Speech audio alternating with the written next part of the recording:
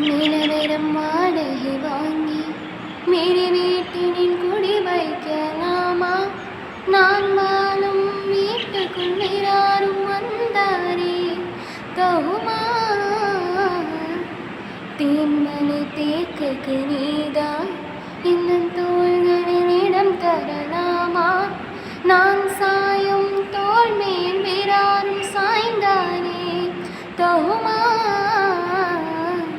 நீரும் செம்புனச் சேரும் கலந்தது போலே கலந்தினவாம்.